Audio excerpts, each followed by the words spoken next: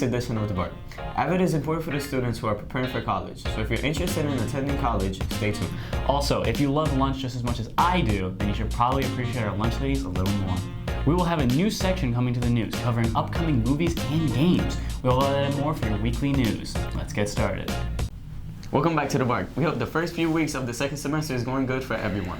If you're interested in going to college, then Avid is the place for you. And if you need information about it, we have a reporter, Maya Rudiman, on scene. The AVID program at Zephyr Hills High School is one of the most talked about programs. We talked to one of the head leaders of the program, Miss Lamberti. AVID is advancement via individual determination. It is technically a college preparatory course, but it helps you with technical school and skills for life, future jobs. Along with Miss Lamberti, Miss Simons is also a key person in the organization, organizing field trips and making sure everything goes as planned. Along with learning life skills, they take field trips to well-known colleges around the state of Florida. One of the perks is they allow students to go on these trips even when they're not in the program. AVID is important because it teaches a lot of skills that we are not able to incorporate in our classrooms every day. Note-taking, interview skills, we're able to take field trips to go to colleges. It just really has a wealth of knowledge available to students and resources. Students can move up into AVID classes throughout their whole high school career, starting from freshman year all the way to senior year. If this piques your interest, make sure to put down AVID on your course card that you're getting very soon or have already gotten Bulldogs. Reporting on the scene, Maya Rudiman, Bulldog Beacon. Maybe you should start thanking the lunch ladies, and that's why we got reporter Rena Hayes bringing some lunch lady appreciation. The heart behind our lunches is our great lunch ladies. Lunch ladies put in a lot of hard work to make our breakfast and our lunch. My job is to order all the food and stuff like that comes into the cafeteria, so we have fresh vegetables and food and stuff like that. And then we pull it all out, pan it all up, and make sure that we cook it just right for everybody to eat every day. They don't only cook our food, but they also do other things too. So I float around the kitchen, so I do the cash register, I help prep, I cook, clean. I basically do a lot to help out the rest of the team here. Whenever you see your lunch lady, don't forget to show her some love. I'm Rena Hayes, Bulldog Beacon. Everyone loves music, and that's why we went out and asked students what's on their playlist. My three favorite songs on my playlist are Joe by AJR, Clear as Blue by Churches, and Is It True by Tame Impala. So my first favorite song is Money in the Grave by Drake. And my second is All of a Sudden by Lil Baby. And then Freestyle by Lil Baby. And now that we're back, we got our sports anchor, Benjamin Will, telling us about how the playoffs went.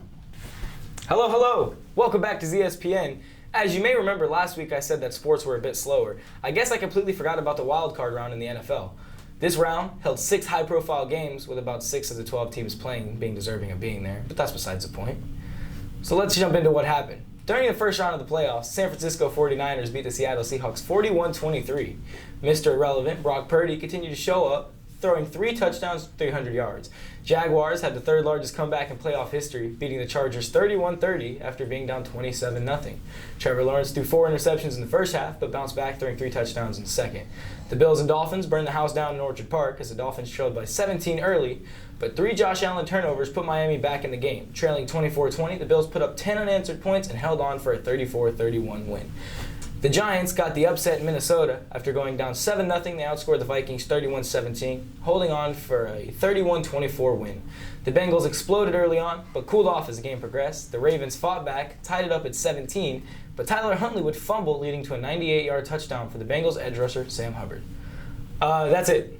You're missing one? Do I have to talk about it? Yeah. And the Dallas Cowboys beat the Buccaneers 31-14 in Tampa in the most disappointing game of my life. Next. That's all I got for you guys. Who's your pick to win the Super Bowl? Mine's the Bucks. They already got eliminated. I'm in denial. I'm Benjamin Will of The Bark. Woof woof. Signing off.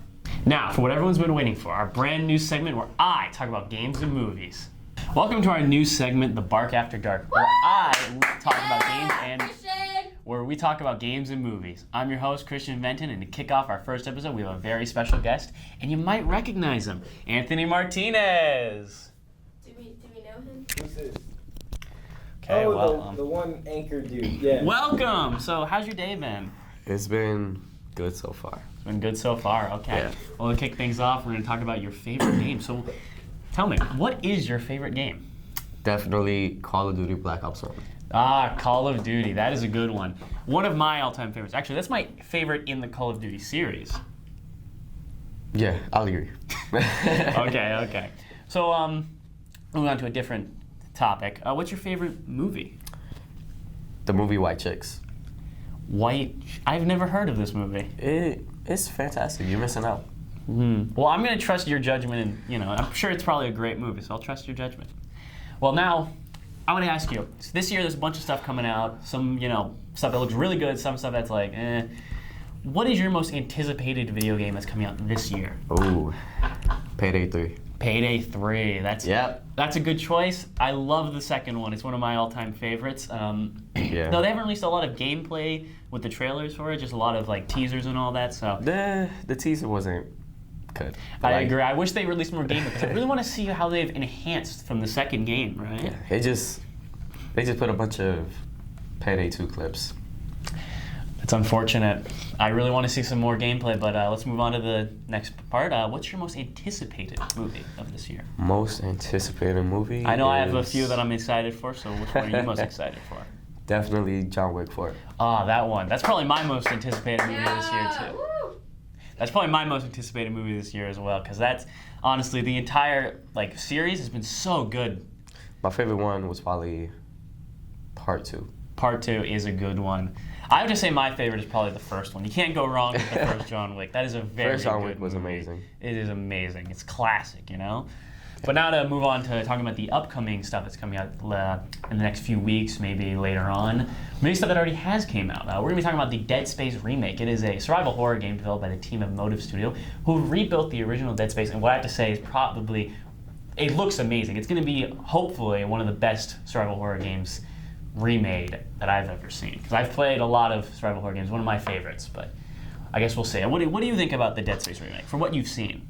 From what I've seen, it looks really good. I might actually get it. Me too. I'm big fan, as I said before. Now we're moving to the next game. I don't know a lot about this game from my opinion. It looks pretty generic. I've played the demo, thought it was generic. But Forspoken is an action RPG developed by Luminous Productions. It has great graphics, but otherwise the gameplay looks a little stale. What is your opinion on what you've seen on this game? It doesn't look great. It does look generic, right? Yeah, definitely. Yeah, there's not a lot to say. The game's coming out next week, so I guess we'll find out if it really is generic or not, but I guess we'll see. Now to move on to our last piece of information, we're going to talk about the Last of Us series that came out on HBO Max earlier last week. And honestly, I've seen the show, and it's amazing. Fantastic. It does a very good job, of recreating what the game did in a, film standpoint. What do you think of it? You've seen the first episode, yes. Right? It was very good at being precise with the game. Yes, I agree. It was amazing, and I would recommend that if you're watching this show, I recommend you go watch that show as well, because honestly, it is amazing. Well, that's all we got time for. Thanks for coming on the show, Anthony, and thanks to all of you for tuning in. Have a great day. Christian, Christian, Christian. Wow, the guy hosting that show was really handsome. Yeah, so was his guest. Well, if you're wondering what to do this weekend, here's some options.